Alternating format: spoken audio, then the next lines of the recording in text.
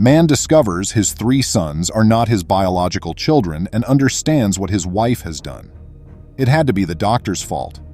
He just broke some heartbreaking news. But it couldn't be true, could it? Despite his unwavering devotion to his sons, he was forced to accept that they weren't really his.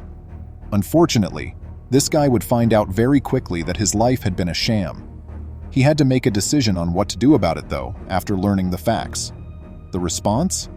Make her pay for it. Welcome to USA Stories channel. Do not forget to subscribe and activate the bell button to receive all new updates. Now let's go to the story. 55-year-old British businessman and entrepreneur Richard Mason was a resident of the United Kingdom. He has successfully co-founded the British pricing comparison website moneysupermarket.com. Richard had been married to Kate at the time. In the 1980s, the two were employed by banks when they first crossed paths. They had 3 sons together as a couple, or so Richard believed. They had 3 sons, the 19-year-old twins Ed and Joel, and 23-year-old Will. Richard and Kate's marriage was in serious trouble and was disintegrating in 2007. The couple ultimately made the decision to split in 2008. Regarding his marriage, Richard had no regrets. Even after the marriage split up, he continued to provide for and show love to his 3 sons. Kate received a $5 million lump sum as part of the financial settlement, and all 3 boys' private school tuition would be paid for. Still, Richard said, Kate harassed him and attempted to get him to pay more for years. The only positive outcome of the chilly and unhappy marriage, in Richard's opinion, was his 3 boys. Though he was unaware of it at the moment, there was a surprise in store.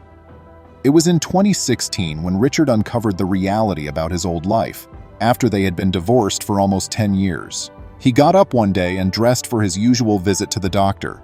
But Richard's life was about to take a drastic turn because of that appointment. He had no idea he would be leaving the doctor's office in a rage when he stepped in. Richard had gone for a typical checkup, but it would not be quite so routine after all.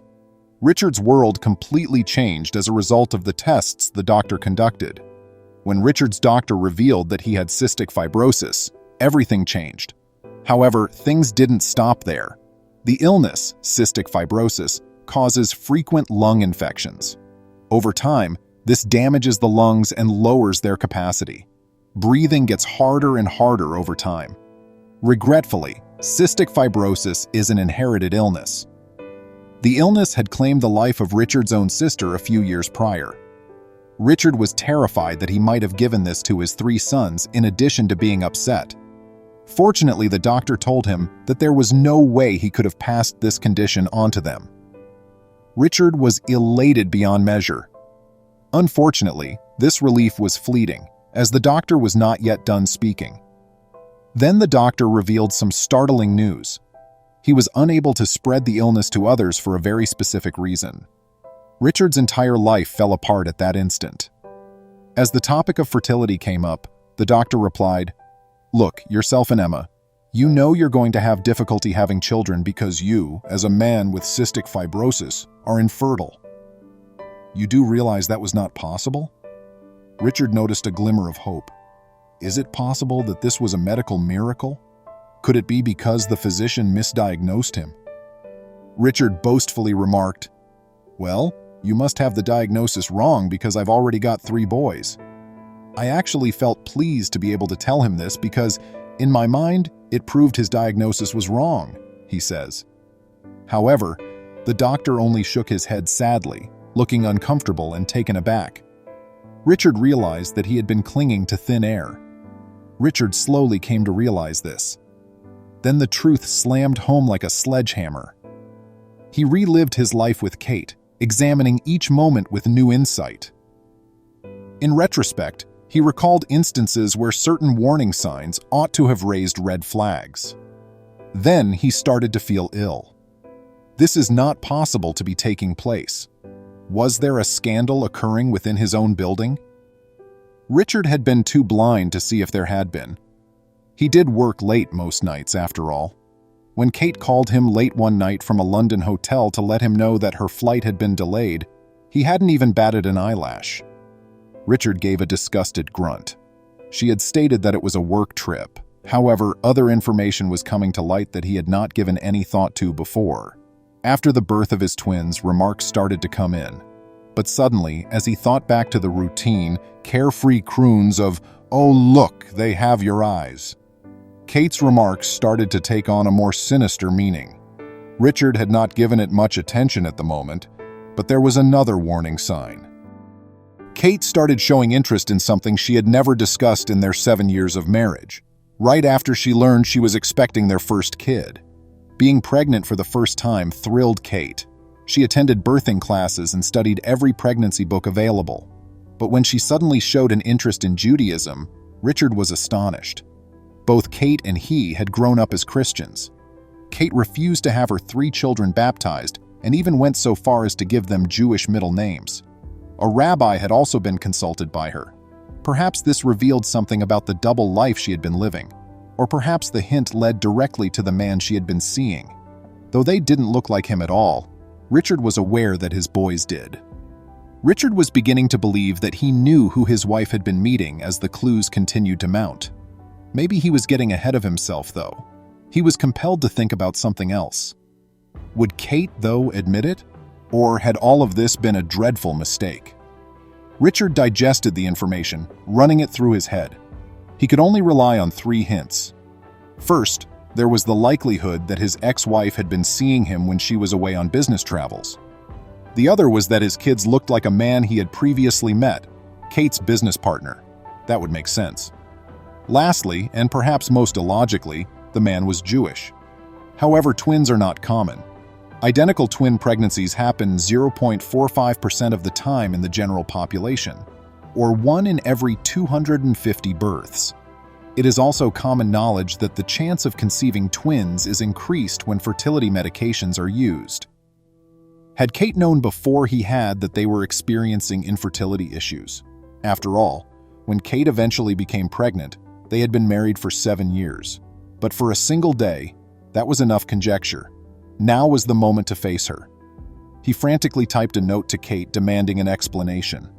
"Hi, I went to the Liverpool Chest Hospital today to finally receive my diagnosis that I have cystic fibrosis. They have never known of a male with cystic fibrosis who has fathered a kid, much less 3. I am 98% positive that I am not a father," he continued. Kate was not responding, even though she had read the message. Richard felt it was time to adopt a more forceful strategy after realizing that remaining polite wouldn't get him anywhere. "I was hoping that you could relieve me of the further indignity of more tests by letting me know now if I am the father," Richard wrote. "I am happy to go along with your advice as to how best to tell the boys, but if you force me to go through these extra tests, then I shall be telling them as I wish." Captured, Kate responded in a matter of minutes this time. "Of course the boys are yours, no matter what the science might suggest," she stated. Richard was incredulous. She simply denied everything. "All right," he concluded. He could play hardball with Kate if she wanted to. He disclosed everything to his eldest son, who was a university student at the time. However, how did he react to the news?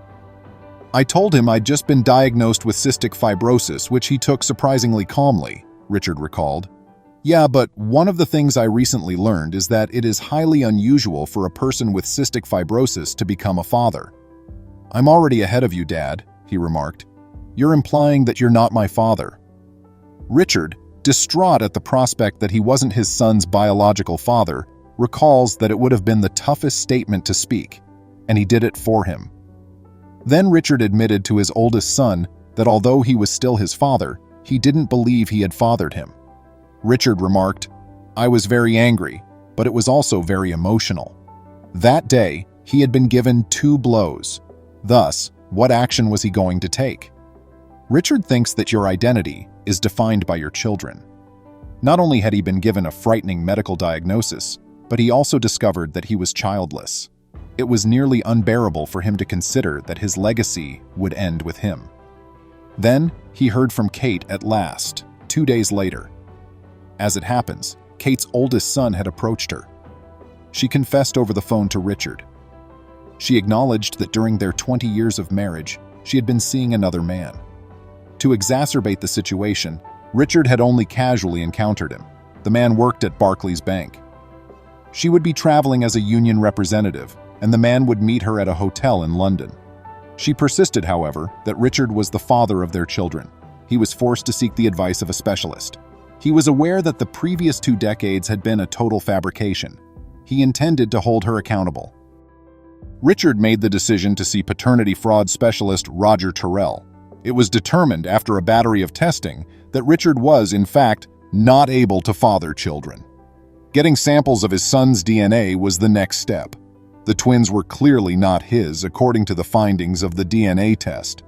But to make things even more difficult, his oldest son declined to give a sample. "As far as I'm concerned, he's my dad, and that's that," declared Richard's oldest son. However, Richard still possessed all the evidence required to file a lawsuit against Kate. He started court proceedings at Birmingham County Court in December of 2016. Richard's eldest son, however, kept his word and had another message for the man he considered to be his father. Naturally, Richard was really hurt by this. The lies Kate told had a huge knock-on effect. However, as the case developed, the twins' response was significantly different. Despite being aware that Richard is not their real father, the twins continue to look up to him as their father. As a sign of solidarity, one of the twins even sent Richard a very long message. The note said, "Dad, no matter what, you would always be Dad to me, as I explained from the beginning. Naturally, I'll keep in contact. That won't ever alter. You're always welcome here as well. And you'll always be my dad. Love, Ux." Richard won his case in court when Kate's ludicrous lies came to light, and she was forced to give Richard more than $300,000 in compensation. Kate consented to the settlement, but only under the strict requirement that the man who was her son's biological father be anonymous.